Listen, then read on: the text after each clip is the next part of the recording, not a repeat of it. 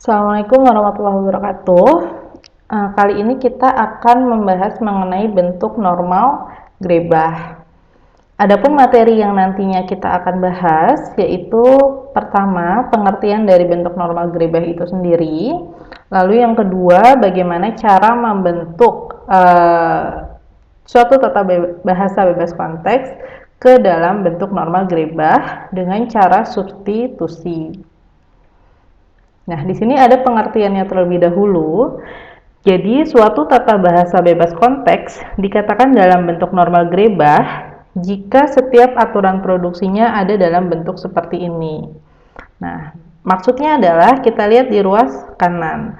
Ruas kanan ini di mana A kecil di sini merupakan simbol terminal tunggal. Artinya, ruas kanan paling depan itu harus berupa satu terminal diikuti oleh alfa, di mana alfa adalah rangkaian simbol-simbol variabel. Nah, alfa di sini dia bisa satu atau lebih variabel.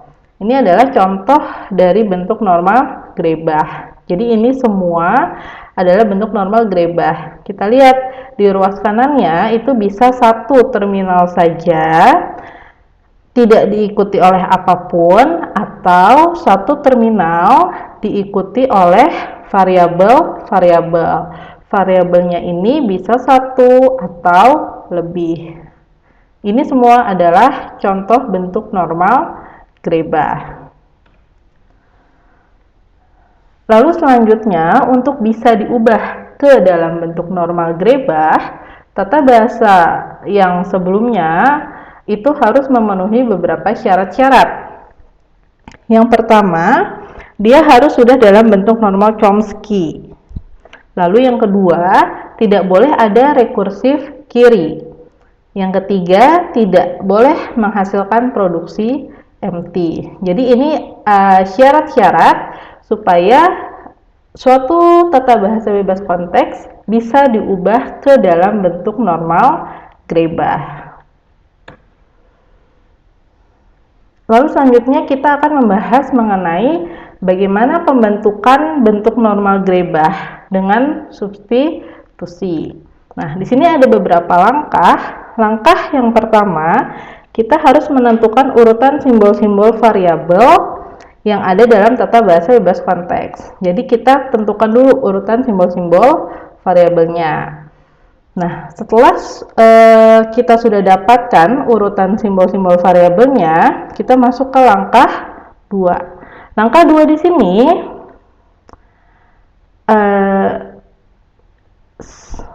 seluruh aturan produksi yang ruas kanannya diawali simbol variabel, misal ditulis dalam AH menghasilkan AI.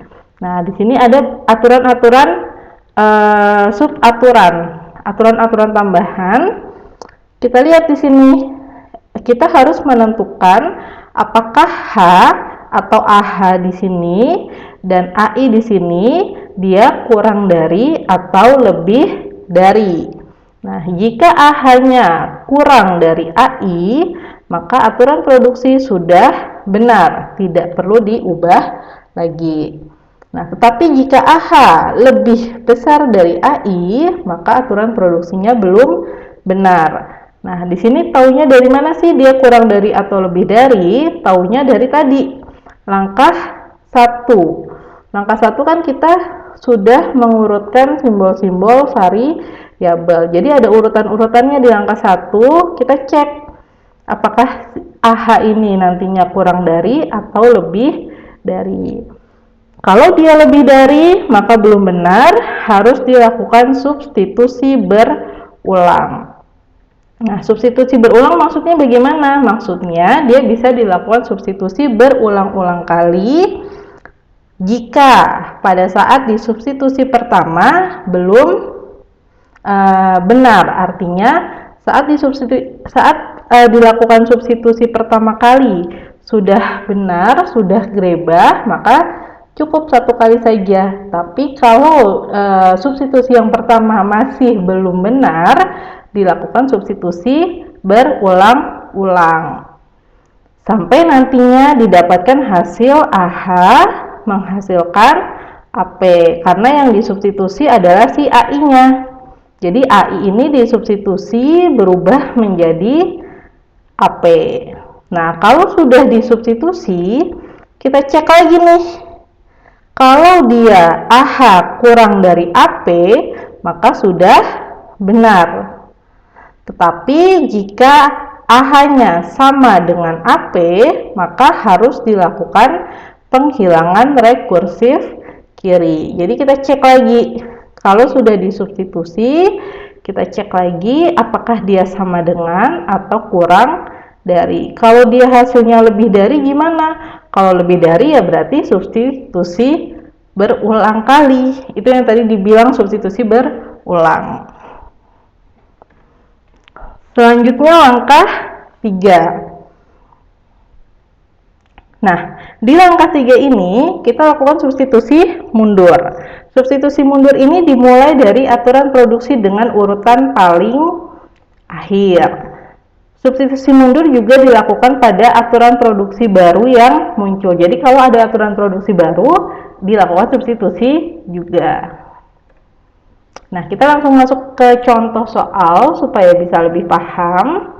Nah, dari contoh soal yang seperti ini, kita disuruh mengubah ke dalam bentuk normal Grebah semuanya. Nah, yang pertama kita harus cek dulu mana yang sudah Grebah, mana yang belum.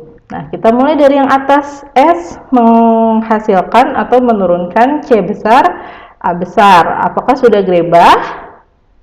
Belum ya, karena Grebah itu ruas kanannya harus diawali simbol satu terminal.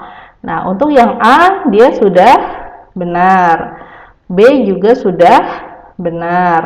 Nah, untuk yang C dia belum Grebah, yang D pun juga dia belum Grebah. Maka yang harus kita ubah ke dalam Grebah yaitu SCA, CDD, dan DAB. Nah, di sini tadi yang belum normal Grebah kan ada 3.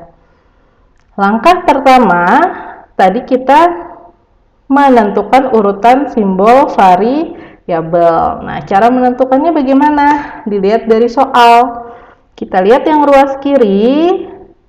Di sini kita urutkan saja mulai dari yang paling atas sampai ke yang paling bawah. Jadi S kurang dari A, kurang dari B, kurang dari C, kurang dari D. Nah, di sini sudah ada urutannya. S kurang dari A, kurang dari B, C, D.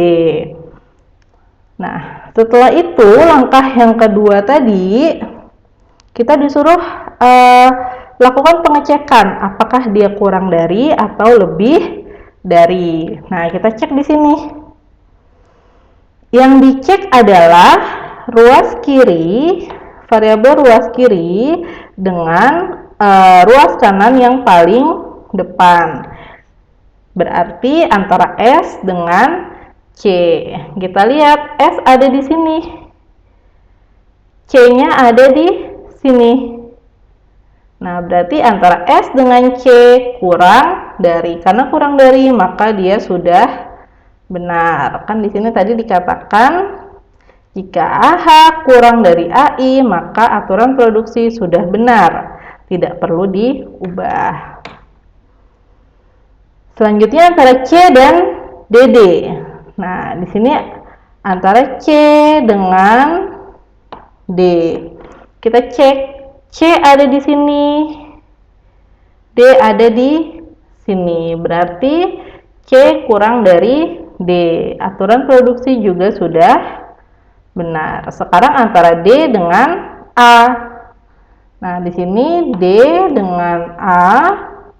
Kita cek, D-nya ada di sini, A-nya ada di sini. Maka D lebih dari A. Karena D lebih dari A, aturan produksinya belum benar. Kalau belum benar, harus dilakukan substitusi berulang. Nah, yang disubstitusi yang mana? Yang disubstitusi adalah si AI. Maka di sini yang disubstitusi adalah si A-nya. Nah, cara substitusinya, nah di sini sudah saya jelaskan penjabarannya. Kita lihat di soal. Variabel A ini menghasilkan A kecil, D kecil. Sedangkan D di sini setiap A besar diikuti oleh variabel B besar. Jadi di sini A besar diikuti B besar. Maka karena A ada dua ruas, dia memiliki dua ruas, setiap A harus selalu diikuti oleh variabel B besar. Maka di ruas yang pertama ditambahkan B besar, di ruas yang kedua juga ditambahkan B besar. Karena di sini setiap A ditambahkan B besar, A-nya ada dua ruas, maka kedua-dua ruasnya ditambahkan B besar, sehingga dihasilkan D A kecil B besar, D kecil B besar. Maka langkah kedua, sekali substitusi sudah langsung dapat bentuk normal Grebah. Nah, maka langkah kedua sudah selesai. Nah, sekarang kita lanjut ke langkah 3. Nah, tadi di langkah kedua tadi, jika misalnya belum Grebah, kita cek lagi nih. Misal tadi D di sini belum terminal, masih variabel. Kita cek antara D dengan variabel yang ada di sini.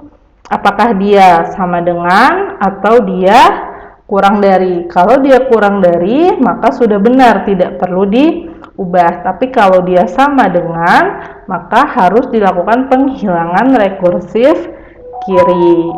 Nah, karena di sini sudah dalam bentuk normal Grebah, jadi sudah tidak perlu diubah lagi. Lalu langkah ketiga, kita lakukan substitusi mundur. Substitusi mundur ini tadi dilakukan dari yang paling akhir. Jadi tadi karena D sudah dalam bentuk normal Grebah, berarti tinggal S dan C.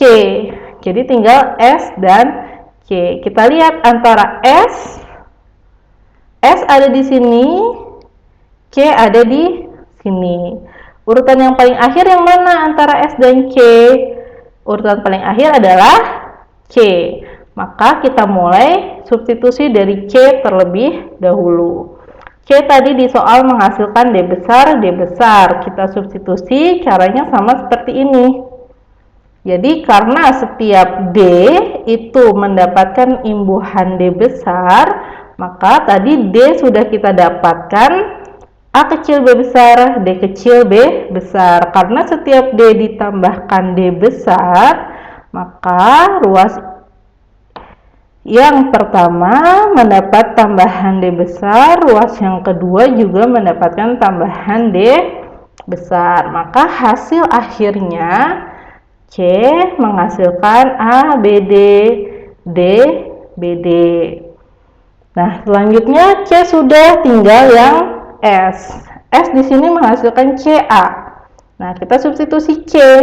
C tadi kita sudah dapat A, B, D, D, B, D. Maka tinggal kita tambahkan A besar menjadi A, B, D, A dan D, B, D, A. Nah, kalau sudah seperti ini, maka semua yang belum Grebah tadi sudah berubah menjadi bentuk normal Grebah. Nah, di sini tadi ada keterangannya untuk langkah ketiga. Substitusi dimulai dari C, karena C merupakan urutan variabel paling akhir antara C dan S sesuai urutan langkah 1. Nah, kalau langkah ketiga kita sudah substitusi mundur, masuk ke langkah 4. Langkah 4 di sini adalah kita tinggal menuliskan hasil akhirnya. Tadi S berubah menjadi A, B, D, A, D, B, D, A. Lalu A dia sudah Grebah, tidak berubah. B juga tidak berubah. C dia juga berubah menjadi A, B, D, D, B, D. Kita tuliskan ulang. Lalu D tadi berubah menjadi AB dan DB. Nah, ini adalah hasil akhir yang sudah dalam bentuk normal grebah. Kita lihat di sini semuanya sudah diawali dengan terminal ruas kanannya. Jadi semua ruas kanan pertamanya itu sudah diawali dengan terminal semua dan diikuti oleh rangkaian simbol variabel. Oke, sampai sini dulu untuk materi mengenai bentuk normal grebah. Terima kasih. Wassalamualaikum warahmatullahi wabarakatuh.